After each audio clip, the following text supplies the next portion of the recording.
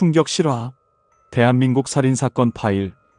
밀양 집단 성폭행 사건. 오프닝. 2004년 대한민국을 충격에 빠뜨린 사건이 있었습니다. 이것은 단순한 범죄가 아니었습니다. 한 명의 소녀를 향한 집단적 광기, 그리고 그 광기를 방조한 사회 전체의 이야기입니다. 오늘의 사건은 피해자가 아닌 가해자를 보호한 대한민국 사법 시스템의 민낯을 적나라하게 드러낸 밀양 집단 성폭행 사건입니다. 제1장 1년간의 지옥. 2003년 경상남도 밀양시 한 중학교 3학년 여학생이 온라인 채팅을 통해 밀양 지역 남학생들과 만나게 됩니다. 울산에 살던 이 소녀는 그날 자신의 인생이 영원히 바뀔 줄 몰랐습니다. 첫 만남부터 폭력이 시작되었습니다. 쇠파이프로 얼굴과 몸을 무자비하게 구타당한 소녀는 저항할 수조차 없었습니다. 그리고 집단 성폭행이 시작되었습니다. 더 끔찍한 것은 이것이 단 한 번으로 끝나지 않았다는 사실입니다. 가해자들은 범행 장면을 동영상과 사진으로 촬영했습니다. 부모에게 알리면 인터넷에 퍼뜨리겠다는 협박이 이어졌습니다.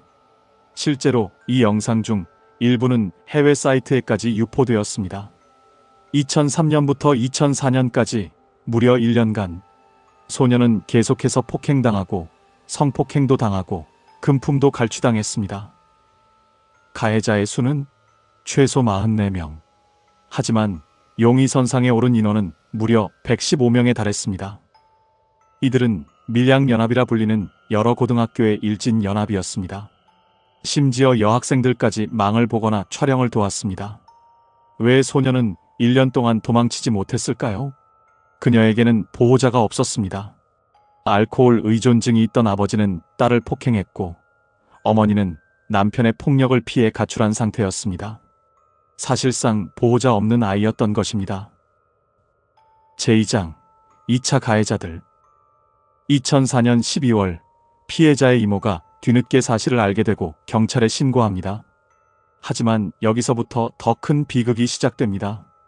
경찰은 피해자 신원을 보호하겠다는 약속을 깨고 언론의 보도자료를 공개했습니다. 승진을 앞둔 경찰관의 업적용이었다는 합리적인 의혹. 한 밀양 경찰은 피해 소녀에게 이렇게 말했습니다.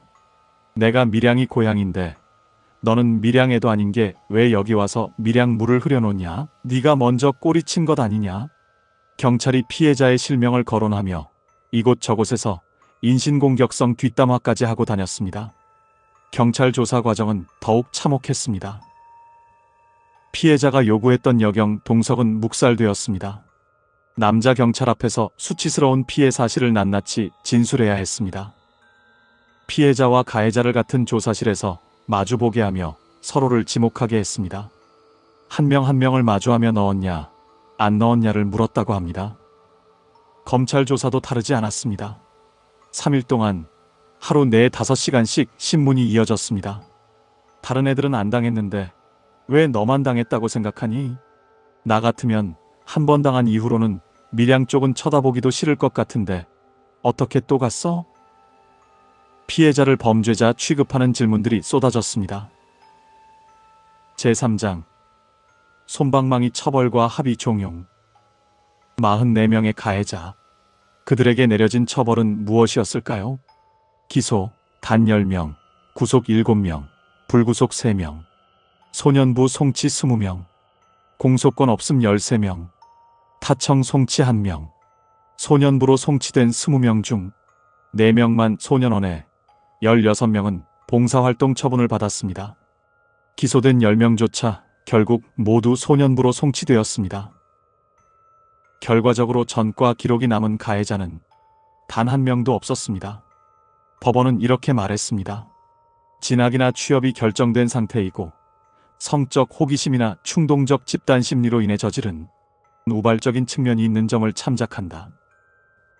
1년간 계획적으로 이루어진 집단 강간과 폭행을 우발적이라고 표현한 것입니다.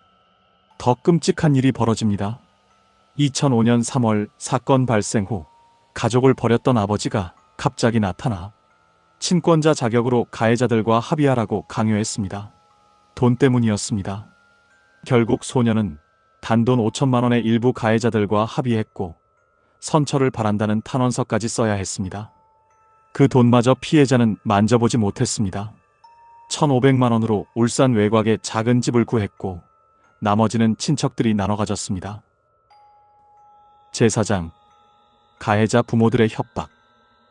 수사가 시작된 2004년 12월 7일 피해 여학생은 가해자 가족들에게 둘러싸였습니다. 어디 제대로 사나 보자. 너 몸 조심해라. 협박이 계속되었습니다. 피해자 가족은 서울로 쫓기듯 피신했습니다. 밀양에서는 더 이상 살 수 없었기 때문입니다.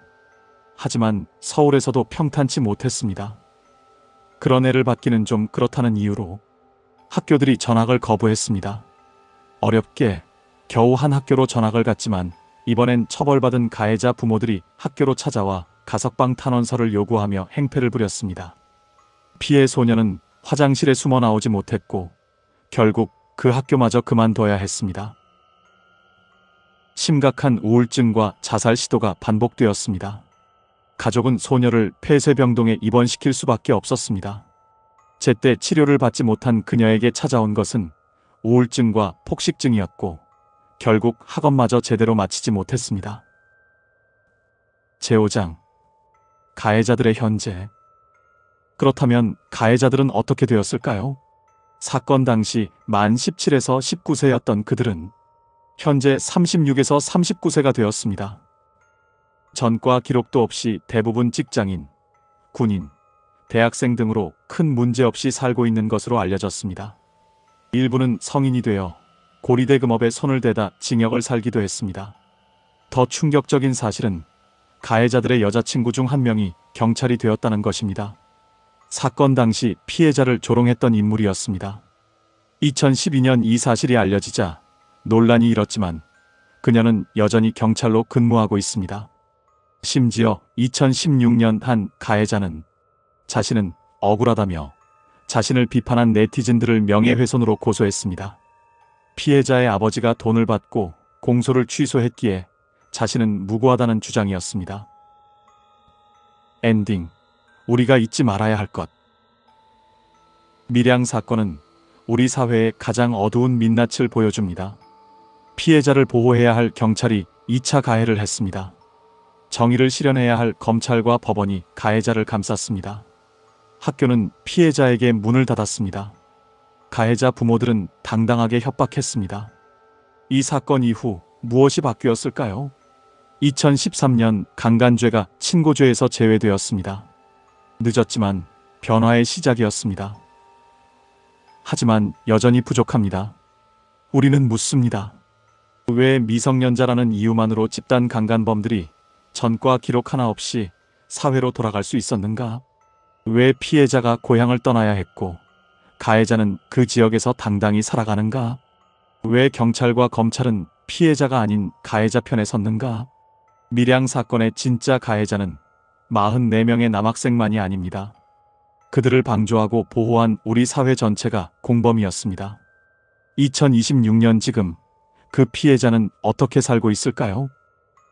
여전히 악몽에 시달리며 사회활동을 하지 못하고 방황하는 삶을 살고 있다고 합니다.